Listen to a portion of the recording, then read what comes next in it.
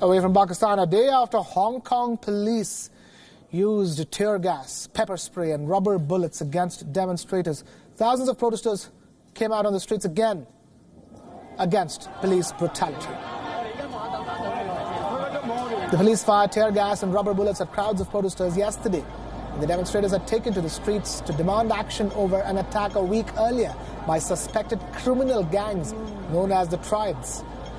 Mass protests in the former British colony over a proposed extradition bill are now in their third month as clashes between pro- and anti-Beijing factions increasingly turn ugly.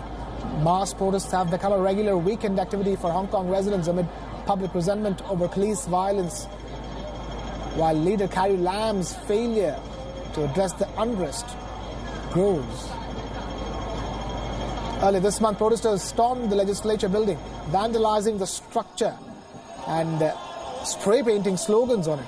6 days ago, the protesters aimed straight for the Chinese seat of power in Hong Kong, the Chinese representative office. They blackened the emblem of the Chinese government, hurled eggs and paint bombs at the building, and threw poles at the police personnel who tried to stop them. For 8 weeks, these protests have challenged Beijing's authority over Hong Kong, embroiling the city-state in its worst political crisis in history. Apart from the extradition bill itself, the police inaction and what the protesters claim as police apathy have been at the center of the agitations since last week. And these are live visuals coming to you straight from Hong Kong, where, as you can see, the streets of Hong Kong continue to be filled with protesters this weekend again.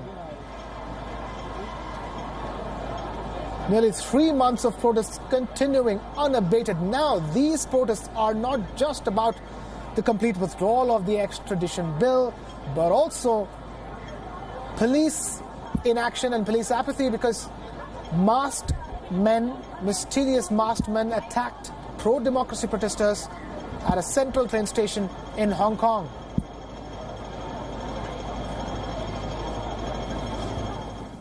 And we will continue to keep a track of the situation in Hong Kong, but moving on. Iranians living in the United Kingdom marched in central London, calling for tougher sanctions against the current Iranian regime.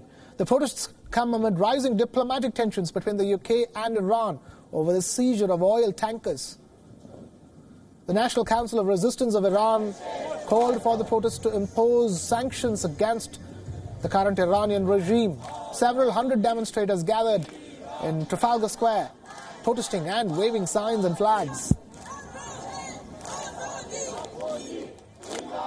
A real separation of religion from the state, a real true democratic republic that respects equal rights of women, gender and the religious and ethnic minorities' rights throughout Iran. We want to see an end to terrorism. We want to see an end to nuclear capabilities by the most brutal repressive regime, particularly its Revolutionary Guard.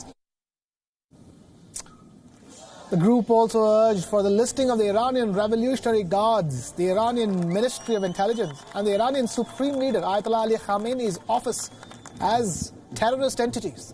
Tensions between Tehran and London have worsened since the Iranian Revolutionary Guards Corps seized a British-flagged oil tanker in the Strait of Hormuz off the coast of Iran.